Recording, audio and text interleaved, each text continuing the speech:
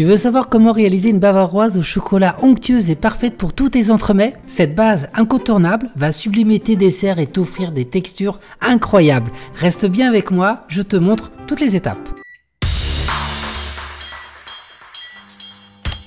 On va rentrer directement dans le sujet, mais attention, note bien et analyse bien tout ce que je te dis dans cette vidéo. Vois-le comme un véritable cours de pâtisserie, un cours de bavaroise au chocolat tout simplement.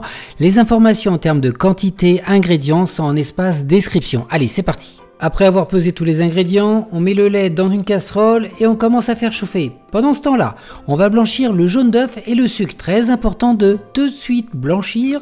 Si on ajoute le jaune et le sucre sans fouetter directement, ça va coaguler et on risque tout simplement de retrouver des morceaux dans sa bavaroise. Une fois blanchi, on va venir détendre ce mélange avec une partie du lait chaud, une partie ou entièrement comme vous voulez. Donc pourquoi le lait chaud? C'est tout simplement pour gagner déjà un peu de temps. On fouette bien pour homogénéiser vraiment la texture. On remet tout dans la casserole avec le feu éteint, attention, et ensuite on va commencer à mélanger. Alors dites-moi en commentaire avant de lire et de entendre ce que je vais dire, comment on appelle le fait de mélanger en formant des 8? Allez-y, allez-y. 3, 2, 1. On appelle ça vanner.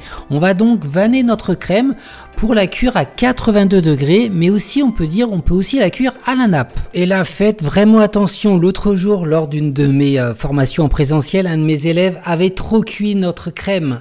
Ça commençait à bouillir, donc quand c'est comme ça, il faut de suite arrêter la cuisson et évidemment créer un choc thermique pour refroidir rapidement. Donc moi j'ai ajouté un petit peu de lait vraiment pour arrêter la cuisson. J'ai fouetté très rapidement et je l'ai passé au tamis et j'ai réussi à la rattraper. Mais faites attention, regardez bien, analysez bien, 82 degrés et elle doit napper votre spatule. Une fois notre crème cuite, donc cuisson à la nappe à 82 degrés, on va la verser sur notre chocolat. Et là en fait on réalise comme une ganache chocolat, et qui dit ganache dit donc une émulsion. Une émulsion, c'est le fait de mélanger donc un corps gras avec un corps aqueux.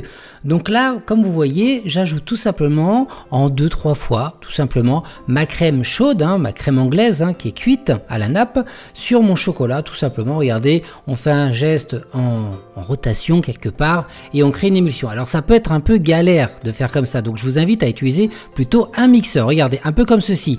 On mixe tout simplement. Donc en fait, ce qu'on fait, c'est qu'on met le chocolat dans un bec verseur, on verse tout dedans et on mixe jusqu'à temps d'avoir quelque chose de parfaitement homogène. Et une fois terminé, attention, c'est pas fini, on va la filmer en contact et on va la laisser refroidir. Donc au frais, mettez au congélateur ou au frais jusqu'à temps qu'elle soit à peu près à 28, 27, 28 degrés.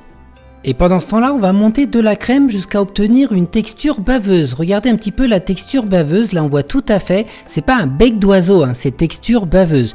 Une fois terminé, on va filmer la crème et on va la réserver au frais tranquillement. Et c'est là maintenant qu'on va procéder au mélange, mais avant tout, on vérifie la température, encore une fois, 27, 28 degrés. Une fois qu'on a la température souhaitée, qu'on est sûr, on va pouvoir donc verser cette crème anglaise chocolat directement sur notre crème qui est, n'oubliez pas, fouettée, baveuse. On va verser et ensuite on va s'aider de la maryse pour mélanger de l'intérieur à l'extérieur. On mélange bien de l'intérieur à l'extérieur jusqu'à temps tout simplement d'obtenir une texture parfaitement homogène. Alors vraiment pas compliqué la bavaroise au chocolat, je vais bientôt utiliser cette bavaroise parce qu'il m'en restait pas mal pour une autre recette. Dites-moi en commentaire à votre avis quelle recette je vais pouvoir publier bientôt ici sur cette chaîne YouTube. N'oubliez pas, vous pouvez aussi me poser plein de questions en espace commentaire, je me ferai grand plaisir de pouvoir y répondre. N'oubliez pas également, vous pouvez vous abonner et regarder tout de suite la vidéo qui s'affiche sur l'écran. Je vous dis à très vite, ciao!